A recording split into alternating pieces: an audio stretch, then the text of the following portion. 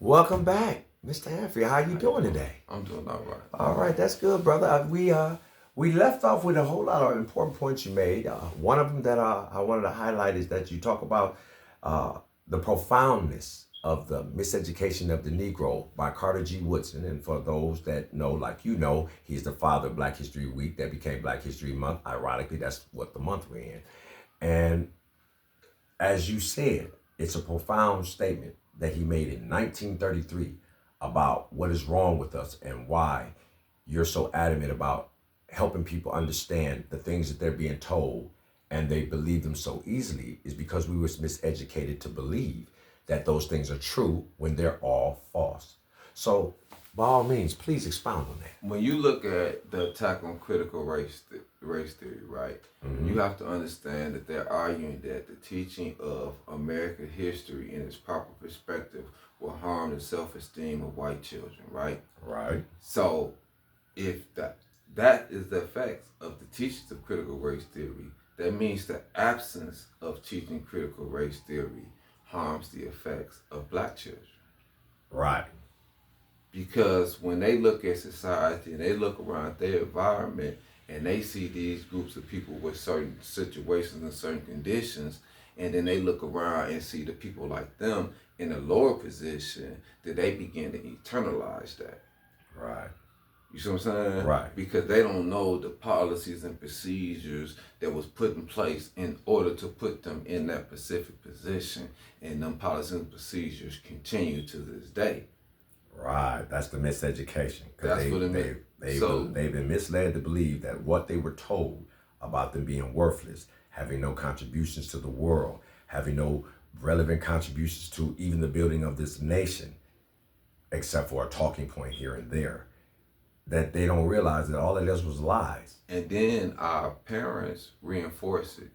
They will tell you things like, why you ain't doing this? Because you ain't trying. You ain't putting forth the effort, acknowledging the fact that they're still struggling. Right. You see what I'm saying? They criticize you for not going to college, but they didn't have a 529 plan put up for you in order for you to help you go to college, which is what you're competing against with what the Europeans do, because the 529 plan freezes college prices for the children. It is tax deductible. See, these are the things that they're doing. They take it out their taxes right before you get paid. It come out their taxes, and it's tax deductible. They freeze the college prices in the area you in. See, your kids got to compete against this. Right. Wow. You see what I'm saying? Wow. And then you wondering why they're not. Then on top of that, you putting them out the house at an early age. They got to go out here, work to pay off somebody else's mortgage, labor to build somebody else's company. Why? Because you don't own no land for them. Because you don't have no resources to develop their skills and resources for yourself. Right, like it was when they, again, like I said, history, but talking points for a lot of people when they talk about the Tulsas and the Rosewoods. They don't understand that the reason why those histories are important is because that's when our people did understand that and did know that it was as a collective together that we was able to build these communities that got tore down. I think it's imperative that we understand that when the Civil War ended and they came to the blacks, it was two Republicans, I gotta think of their black name, went directly to the blacks, asked them, what did y'all need? These blacks said, we need our own communities, right? Land to develop and work for ourselves. Right. Right? Right. And that was the 40 and the acre mule promise. That's what that come from. Wow. So, now we were denied that, but we didn't wait on that. Right. We still went and built thriving communities based off our skills that we had acquired, that we had already. So we still went and worked and tilled the land and developed wealth. So you had Welcome, Florida, where they were prosper selling oranges. The white people went in, tore down the city. You had Pine Bluff, Arkansas, immediately right after slavery, where they had the troops set at, northern troops set at. We went there, immediately had a thriving black community. You had Wilmington, North Carolina, also where you had troops at, thriving black community to the point where they had to do a coup in 1896, 1998, burnt down the black print press. We don't have that many print presses. We don't have print presses like that now. If we have any at And all, you talking about exactly. a brother had print? We had print presses 1896. Right. You see what I'm saying? So you burn down this many communication. You got 1,000 black people with land in Wilmington, North Carolina, and 30 years after slavery, you started them, run them into the woods. Wow. You see what I'm saying? So for them to teach this concept of what we haven't built, no, we built thriving communities repetitiously, right? The same time we built these communities, the same companies that large corporations that was preying on us was preying on them. Okay. You see what I'm saying? Yes. But we was distant from them. They loaned them money, they couldn't produce and grow farms, and they went deep debt in the South.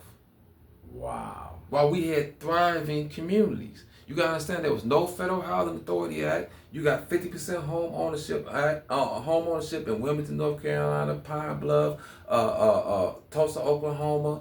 You got all these places all throughout the country with 50, 60% home ownership. You have no Federal Housing Authority. You don't have no 30-year mortgage being given by the government. And yet they was able to build it despite all of these programs that people misunderstand the origin they're from and why they're locked out of them. And you gotta understand, 1874, you only talking less than 10 years out of the 13th Amendment being signed. Right. The Freedmen's Bank was robbed of $74 million from black community.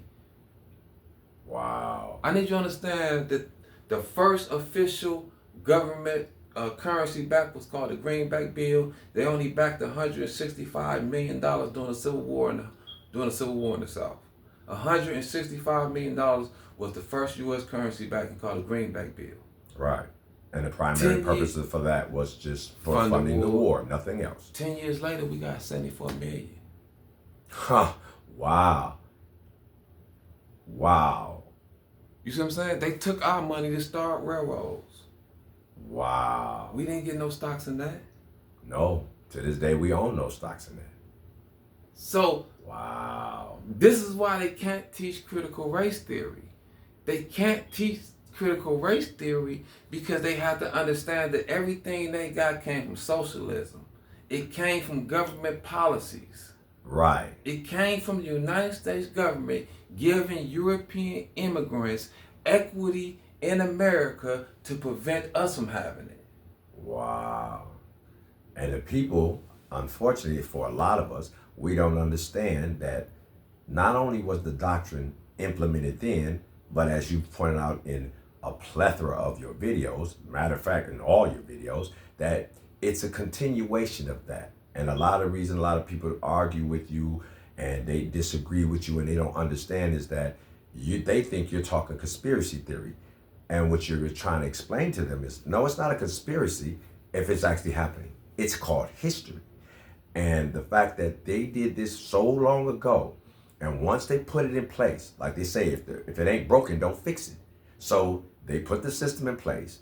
They went through whatever machinations they needed to do to fine tune it. And once they got it fine tuned, it's self-generating. So to this day, like you said, they don't want to do critical race theory because allegedly it makes white people feel guilty. When in actuality, no, it highlights all the things, the pernicious doctrines, the prejudicial, discriminatory doctrines that were put in place that made all these insurance companies rich, all these credit card companies rich, all these mortgage companies rich, and keeps us from being able to win, keeps us from being able to thrive, keeps us from being able to grow our own, keeps us divided amongst each other, not realizing that this was done from without. Well, this is the trick they use in order to prevent them for having to take accountability for laws and policies that were directly implemented specifically for black people. Disenfranchisement, right. Right? They created the concept of diversity. This is where, okay, if we gotta open up for black people, then we're gonna bring Asian people in. Mm-hmm. We can't say black no more. That's illegal. We can't mention any race to correct the direct things we did to the black people, now it's about to be inclusive to everybody. Now you got to include the Indians. Now you got to include the Asians. Now you got to include Mexicans. Now you got to include women. But it was a sign that says no niggers on this door. Right. And everybody seems to disregard that. You see what I'm saying? That they actually had signs. There's pictures of them. There's places where you can go back in museums or whatever and find the evidence that this was real. It was us here. No of them other races wasn't even here in large numbers like that. Remember, 1880, you had the Asian Inclusion Act. Mm-hmm. So they got rid of the Asians. They didn't come back into 1964 after we won the civil rights. So they had to create buffer races of people.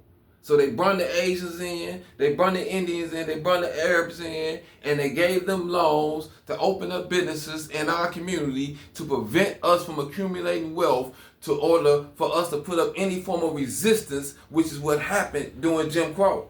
Because you was forced to circulate your dollar within your own community, right? It strengthened certain institutions. Right. Strengthening those institutions allowed those institutions to be able to finance your civil rights movement. Exactly. This is why you're finna be even in a worse condition with the removal of those rights now. It's because you're not unified. You're not spending your dollar with your own people. You're not empowering your own people. And that, on that note, that brings me to a video that I recall going through your timeline that you posted in April of last year, where there was a young lady on that video who talked about she would rather spend her money with the white man. And that was one of the things that you was trying to point out to her, like you've done to people in the past, saying it's that mentality that continues to support a system that you say out your mouth you're against, yet your own mentality actually supports the system diligently without you realizing that you're supporting the very system, as you pointed out in other videos, against your own best interest. Spending money is economic warfare. Right. You decide who war chest you building up. Exactly. And you've been building up Target. How that work out for you? You've been building up Walmart. How does that work out for you? You exactly. See what I'm saying? You've been building up the Sitco stations. How's that? And I can attest to that because just in the there's two neighborhoods in Milwaukee where there's a Sitco, if not two of them right across the street from one another, three of them, where they're basically got almost all four corners covered, and the same family owns them, and not one of them family members look like us, identify as us, or is supportive of anything we do except for spending our money with them. And there's two communities that are like that. And that goes further to your point about the DEI. They convince people be against these programs, not realizing, okay, regardless of the title that they put on it and regardless of the spin that they put on it, they've already been doing this, like you've been trying to explain to people. They've been doing this, like you did last week when you said about the immigration. You're not talking against the immigration policies to be discriminatory towards people that don't look like you. What you're trying to explain to people is that they're using these as dog whistle policies to keep you not focused that the whole reason that they did it was to continue to undermine your ability, our people's ability to grow, correct? Correct. And you bringing people in here that have already been trained to look at us as a certain way. Right. You've already pre-trained them to distance themselves in these negative images that you have put out against the world of us. Right. So even though they're benefiting off of rights that we have passed and pushed for everybody, right? Right. They still come inside against us. Right. Right. And all I'm saying is that if you want democracy, justice, equality, then you follow our lead. That's with every race in America. Yes. You follow our lead. Yes. Because all the foundations for humanity in this country we set. And history not only supports that, you can go, anyone listening to you, as I've listened to you and I've done my own studies, You can go find the information. You can find the evidence. If you will allow me to add, there's a few libraries. Some they burned down, some they still have. The Vatican has the biggest library, and all of this proof that you're saying is in their library. That's why they restrict access to it. Because they know. Memorial Day started from the blacks, Yes, going back, paying tributes to the people, to those who died during the Civil War. Exactly. We've always honored the dead. We've always been that way. It's cultural to us. That's why I have an issue with drill rapping. Oh yeah, that part. Yeah, That's why I have an issue with that. But that's another subject. Outside our culture. That's another subject. But we've always honored the dead. Yes, that's we where have. that come from.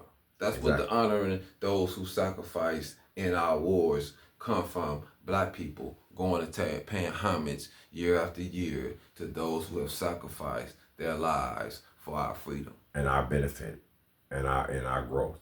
So we have that form of humanity.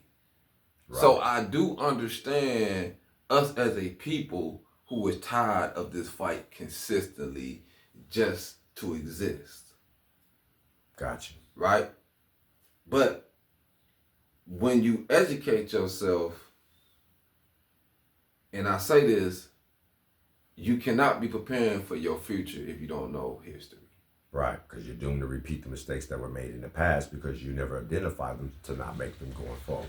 And I made a statement with somebody when I said, would you leave Milwaukee? I said it was cowardice. Somebody said, I said it was cowardice. And I had to correct that. What I'm saying is, if I left here, I'll be going somewhere else to fight. Right. Where I had more resistance, support in the resistance, right? Because you have to understand, when you look at civil rights movements, they're in the South. Right. When you look at the top racial discriminated cities in America, now they're in the North. Right. The hate for you migrate with you. Exactly. And the self-hate that you've been indoctrinated to embrace wholeheartedly